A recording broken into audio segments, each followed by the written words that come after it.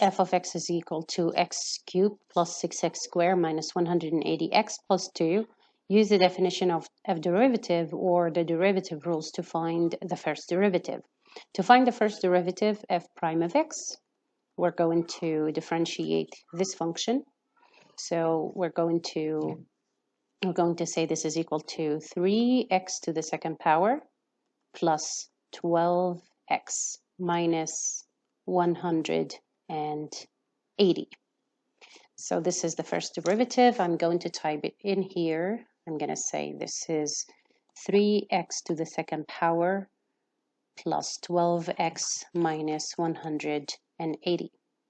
So this is the first answer. And then use the definition of a derivative or the derivative rules to find f double prime of x. This is basically the second derivative. So to find the second derivative, I will find the derivative of f prime. So f double prime of x is basically the differentiation of f prime of x. So that will give me 6x plus 12. And that is the second answer. I will type it here, 6x plus 12. And then we are going to find on what open interval is f increasing. To find that, we're going to first find the critical points. To find the critical points, we will have to make f prime of x is equal to 0. So if we make f prime of x equals to 0, this will be 3x squared plus 12x minus 180. And then to find the critical points, we're going to solve this quadratic equation. To solve that, first I'm going to divide everything by 3. And then this will give me x squared plus 4x minus 60. And then I will solve for x. So the 2 points, x and then x is equal to 0. I'm looking for two values. Their product is negative 60, their sum is 4. The answer is positive 10 and negative 6. Negative 6 times 10 is negative 60. Negative 6 plus 10 is positive 4. Then I will have x plus 10 equals to 0. That will give me the first critical point, x is equal to negative 10. And then I will have x minus 6 is equal to 0. That will give me the second critical point, which is, so the second value, the second critical value, x is equal to 6. Now that we have the critical values, we have to make a sign diagram to determine where the function is increasing, where the function is decreasing. To do that, we know that the critical values are going to divide the domain of the function into 3 intervals because I have 2 values. The first value is negative 10. The second value is 6. So I will have this interval from negative infinity to negative 10. And then I will have the interval from negative 10 to 6. And then I will have the interval from 6 to positive infinity. Now I will need to test the sign of the first derivative on each of these intervals to determine where the function is increasing, where the function is decreasing. So I will build the table right here and test that. Here I have the intervals in a table and I have the testing points and I have the sign of f prime of x. So the first interval will be from negative infinity to negative 10. I'm going to choose a point that belongs to this interval. Negative 11 will be suitable for that interval. It is inside of that interval.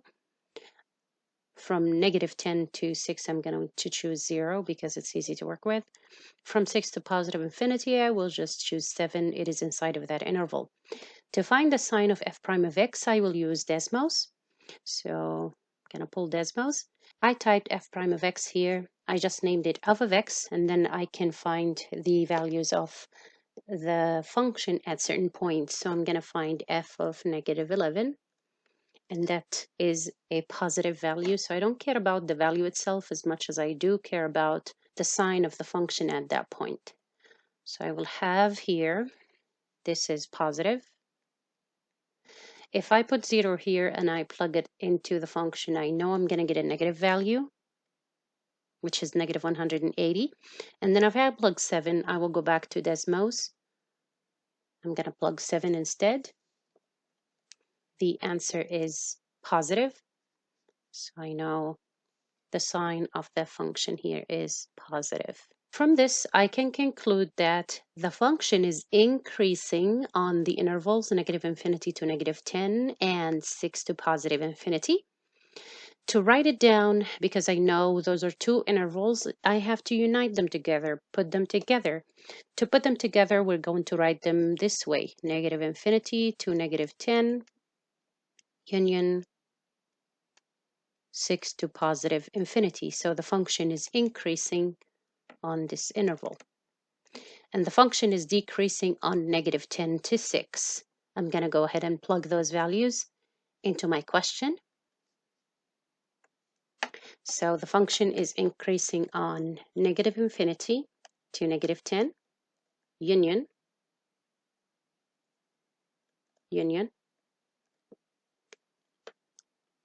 6 to positive infinity.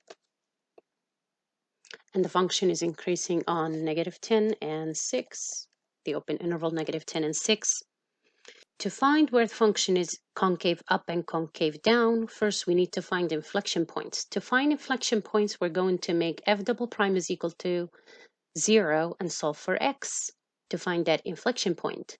After we find the inflection point, we're going to divide the domain into intervals and test the sign on those intervals. So let's do that. So I'll put 6x plus 12 is equal to 0. That will give me 6x is equal to negative 12. And this will give me x is equal to negative 12 over 6, which is negative 2. So the inflection point in this case is negative 2. This means the function could look something like that. And here's the inflection point where the function turns from concave down to concave up. So this is called an inflection point. So I found this inflection point to be negative 2. That means the domain is going to cut into two intervals. The first interval is from negative infinity to negative 2. The second interval is from negative 2 to positive infinity. And now we have to find the sign of f double prime of x on those two intervals. So we will do that. So here's negative infinity to negative 2, and here's from negative 2 to positive infinity. And just a reminder, the second derivative test states that if the second derivative is less than 0, then the function is concave down. If the second derivative is greater than 0, then the function is concave up. And this is the inflection point that I was talking about, which is basically the second derivative is equal to 0. So we found that point, we divided our domain into two intervals, and now we're going to test the signs of f double prime of x on both of these intervals. From the first interval, I am going to choose the test point negative 3. And from the second interval, I will just basically choose 0 as a testing point. So this is the testing point. Now the sign of f double prime of x. I'm going to plug negative 3 into this function. I will get negative 18 plus 12. The answer is negative. If I plug 0 into the function, I will get 12, which is positive. That means the function is concave down on negative infinity to negative 2, and the function is concave up on negative 2 to positive infinity. Let me plug the answers into my question. We're looking for the function is concave downwards, which is negative infinity to negative 2. And then the function is concave upwards from negative 2 to positive infinity. Now I'm going to go ahead and submit the question. And as you can see, my answers are correct. So I hope this video helped you understand how to do this question, and I will see you in a different video.